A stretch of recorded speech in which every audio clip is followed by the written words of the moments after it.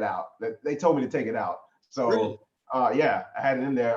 Jay Morrison was talking about it. It wasn't anything. I thought it was okay. I thought it was kind of like neutral because when you talk about the gay community, it's still kind of, I don't want to say taboo, but it's like it raises an eyebrow, and like it's something that we talk about amongst each other. So why not put it out in film? But I was told to take it out. So that's So one of the things I wish I could have kept in there. But well, you know what? I think we can respect, all opinions in this. At least that's what I encourage. yeah, Like hear people out, even if you don't agree. You learn more by listening to people who differ from your perspective. I think that's what makes this space different from the rest of the world right now. People are screaming at each other and not listening.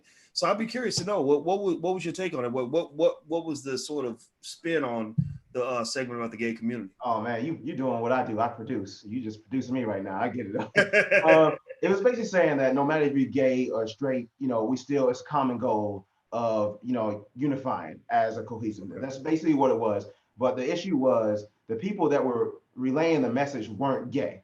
So people in the gay community felt like that message should have came from the gay community, which I understand. I totally get it. So that was one of also.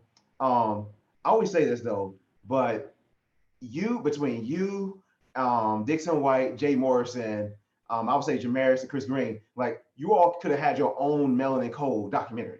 Like it was like I had the stuff I had to leave out on the cutting room floor. I mean, it was just like, do I have to take this out? Because this movie would have literally been like five hours. And I was just like, I had to take certain sections out. And I was going through the footage earlier today, and I'm just like, man, that was a good section. Well, let me throw something at you, man. I don't know what your life is like. I know you're a busy man, but I don't think great footage always has to go to waste, especially if you got a ready-made market of thousands of Black folks watching right now who, if there was a Melanin Code Part 2 or Melanin Code, remix or extra, lost footage, Melanin Code, I think the community would support that. Give this brother a yes in the chat. Let's just affirm this brother right now and let him know, because we got to know that the buyers are lined up before the project gets made. See, look at all them yeses, man. You got a whole lot of folks in here already committing. So in fact, I would even suggest Lamar Tyler did this with his movie Generation One, another extraordinary film that's part of one of the black busters that's out here. And what he and Ronnie did, Ronnie his wife, is they actually pre-sold their film so that instead of having to go raise money or put up a bunch of money and take a big risk, they eliminated the risk by putting the cart in front of the horse, so to speak, by raising all the money for the film by pre-selling it to the audience. And so what the deal they made with their customer base was they said, look, if you want us to make this movie, then we're going to ask you to put your money where your mouth is, right? The movie's going to cost $20 pop when it comes out. If you buy the DVD now for 10, then we'll go, we'll make sure you get a copy. And what that allowed them to do was they locked in their profit before the movie was ever made, right? So I would suggest, how about this just offline, man, hit me up if I can be of help. Okay. I am signing up to be an evangelist. I'll be a promoter for the film. I think I can I got a little bit of a platform, right? To me, I love that because those are the decisions that we're able to make. Right. You're a boss. I'm a boss. Like we're black men are supposed to be bosses. We're supposed to be kings. We ain't supposed to be asking for permission for everything. Especially not from people who seek to oppress us. So just think about it, man. Just think. I'm gonna put you on the spot. So let's dig a little bit. So in terms of the different categories of activity, and you had Neely Fuller in there, kind of doing his thing. What led to you picking those specific areas? What did it come from? Fuller's words, or where'd that come from? Yeah, so this film is inspired by Neely Fuller. I mean, I basically took like his rule book, his guideline, and his 9 areas of activity, and I just based the documentary off of that. That's how I formatted off of. My favorite topic, I knew I was going to touch this no matter what, if it wasn't even in the 9 areas of activity, but religion, because I'm kind of like the black sheep of my family. I'm like, my mom is a pastor, my stepdad's a pastor. Like I grew up in church. I was a minister of music. I mean, I played the drums, organ, stuff like that. But I kind of strayed away from religion and, kind of broke my family's heart. But I just always found religion to be like mind control. And I've gone through stages of like being very religious to hating religion to like rebelling against it, to, you know, like being, you know, I don't know, I just had different moods. But now I'm in the zone where it's like, if no matter what religion, I kind of agree with Jay Morrison on this, no matter what religion you are, like whatever you believe in, it's still about the unity. But I just kind of wanted to touch on religion because like we are very spiritual people. Like Sundays, like people are still going out there to churches, you know, and risking their lives. So I have like family members who went to a big church convention and they ended up, you know, not in the best light. So yeah, so it is like it's very powerful. I always felt like religion controls a lot of stuff, and at this point I feel like we can control religion instead of like letting religion control us. So that was one of the main factors. And then the economics part, that was obviously that's the reason why I did it. So and you led the charge on that one. I was just mostly grateful. I was like when we were sitting there interviewing, I was like, God, he is killing it. I'm just like thinking of the next question, and it's just like you just kept going and going and going. So I just loved it. I love producing this thing. This was an amazing experience. I got to travel. I got to meet new people. Thankfully, I'm very thankful for Corey Trotter. He's like one of the executive producers. He got the Chicago cast. Like he got a lot of the cast in Chicago. So I'm very grateful for him for that as well. Yeah, well, you know, I'll tell you, it was fun to participate in the project, and I'm sorry that I dressed so sloppy, man. I would do documentaries, and I just throw on whatever shirt I was on. And one time I did one for a Jay-Z movie that they did. The guy that started Bossip, Jamarlin, did this Jay-Z documentary, and I just was like, all right, sure. And I threw on a shirt, man. I didn't know this thing was gonna be shown all over the world. You know, I see myself on TV. I'm like, oh my God. You know, so my woman's like, why is your shirt wrinkled? You know, so y'all gotta forgive me. I try to be about substance, not the flash, but I need Hey, to hold up. Full disclosure behind the scenes. So Dr. Boyce didn't even know what he was coming to do this interview for. It was like I just asked him. I was like, "Hey, can you just come on this day do the documentary?" He was like, "Yeah," but he really didn't know. He was like, "So." Then we're sitting there interviewing for the documentary. He was like, "So, how's the documentary going? Like, what's going on with that?" I'm like, "You're in the documentary right now. Welcome." Man, it was my honor to be a part of it, brother. I'm so glad. I'm so glad. And then what was I thinking about just now? Oh gosh, you know, so in terms of the, you know, the different areas, you know, we talk about the touchy issues like religion or sexuality or even gender-based issues, things like that. I think that a general policy, and I think Jay hit on this, and it seemed like you alluded to that as well, is, you know, I know personally, I don't really want to fight with another black person unless I'm fighting with you over something that really matters, right? Mm-hmm. So really, you know, when I watch Melanin Code, you could have had 10 gay people in the Melanin Code, and I wouldn't have known because I don't look to try to figure out if somebody's gay or not. Right. You know, it's not about what you're doing in the bedroom. And I think a lot of folks feel this way in our community. They call it homophobic, but I don't think it's homophobic. I think that you're fighting against you know, the oppressor's desire to get you to go full, you know, to push their agenda with both feet, you know, and a lot of black folks are not really into all of that. You know, like you think about it in church, people know you got freaks in church and hoes in church. You got adulterers in church. You got, you know, gay people in church. People just don't care. They don't ask. They're like, you know what, that's between you and Jesus, and we don't judge you. And I think that people misinterpret not judging to mean, oh, you're homophobic. No, it's like, no, I just don't want to talk about it.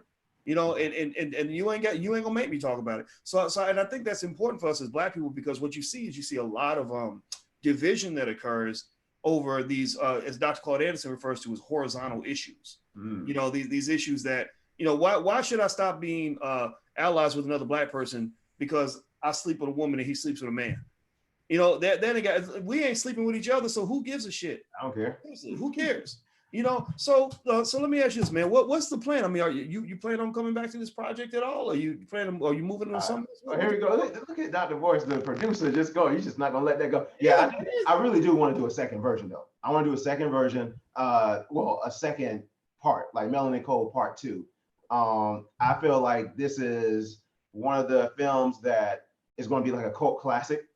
You know, it's going to live through the rest of the time, and I want to add to it. I want to, you know, have a second one. I already have a few cast members in mind. Dr. Boyce, you definitely one of them. Come on, can't do it without you. I want to get some heavy hitters, you know, some people that you don't even know, some people that you do know. So we'll see how that turns out. Might be a couple of years, might be a year, who knows? But it'll happen.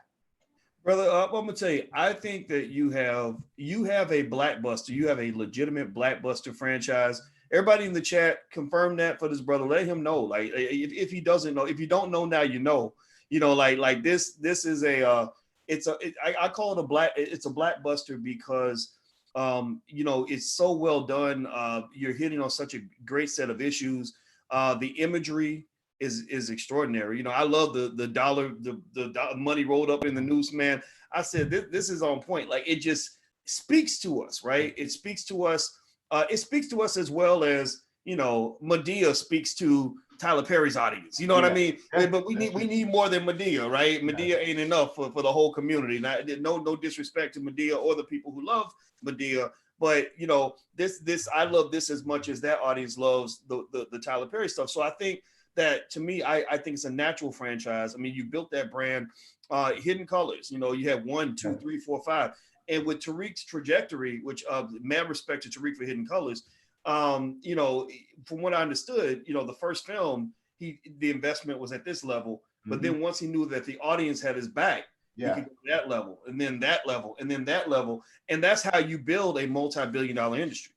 So I'm encouraging, I'm imploring everybody who enjoys the Melanin Code, who respects the brand, to make sure that you're there to support when part 2 comes out. So that way, Marcus can make a bigger investment, or he can pull a consortium of investors together, and and we invest, we make the types of films that you want to see, because people like yourself, you are our Martin Scorsese's and whoever else the big directors are in Hollywood. I don't even keep up with the list, right? And we create our own movie stars, we create our own big name directors. So let me ask you this, man. Last question, brother. So people can buy the film at themelanincode.com, correct? THEmelanincode.com. Okay. Yes, themelanincode.com, as well as like other merchandise, like I said, like the poster. I pointed to the right one this time, but the poster, the hats, the shirts, and all that good stuff. So we just want to, it's just about self-awareness and awareness for us. So I love the word melanin. I think I fell in love with the word melanin a long time, like a few years ago. I was like, wait, that's what that is? So it's cool. So I just wanted to use that. It's the black code, because Neely Fuller has the black code. And so this is the melanin code. And actually, I got his blessing before I did anything. I had like a 2-hour conversation with him. I couldn't believe he answered the phone, first of all. And he blessed the project. And I just knew right then, I was like, yeah, this is it. This is the right path. Yeah, well, and I saw in the chat, just so you know, somebody said that they said the website isn't working. So you have somebody, maybe you want to have somebody on your team take a look. But sometimes it works for some people, not for others. I know my websites do that. So y'all done crashed the site. But I know, right? Maybe, but that's a good thing. That's what we need to do. We need to crash the sites of the people that we love and respect. And it don't matter, man, whether it's up or down. You hit me up if there's an issue. You hit me up again, and I'll share it again on my podcast, brother. I'm going to have you back, because that's what, if you look at the way white folks build, these empires, that's what they do. They create ecosystems. They support each other. That's why. What is it? The people that own like Disney. They also own ABC, or maybe it's ABC that owns. I guess Disney owns like what, ABC, and then Disney owns all that stuff. They're the umbrella company, right? And then they own the movie studio product, right? So when they put out a movie, they promote it on their TV networks and in their magazines, right? And it becomes this interesting ecosystem. And I think we can do the same thing with great Black films like yourself, or great filmmakers, who make great Black films. And so I'm excited, man. I have much respect for you, brother. And everybody go to themelanincode.com. If you don't want to get the film, get a shirt, get something, because I think that this is something we really should support. And also, one more thing I want to remind you guys of is, if you want to join the investing masterclass that starts on May 6th, if you want to join at a 48% discount, you can do that up until midnight tonight. So you can go to drboycemasterclass.com. That's drboycemasterclass.com. And so I want to say thank you, brother, for your time, man. It was awesome hanging out with you, man. Thank you. I have one more thing to say. With the Melanin Code, any film that I do is not to make you feel, it's not to make you think like I think. I would just want to open up your mind. I just want you to think freely. I hate to use that term because Kanye used that term, the whole free thinker thing. But I just want you to open up your mind and just think for your own self. And so, that's the whole premise of things. That's why, like you saw in the film, it kind of contradicts itself, because on one hand, it was talking about how Obama didn't do anything for Black people, and then the next section is talking about why Obama didn't do anything for Black people is because we didn't ask. So it's like I always want to raise two sides of the arguments. I don't want to be biased just on one side. So if you notice a trend in the Melanin Code, it's always like that. It's like super religious, and then that's why I have a preacher up there. I have an actual minister.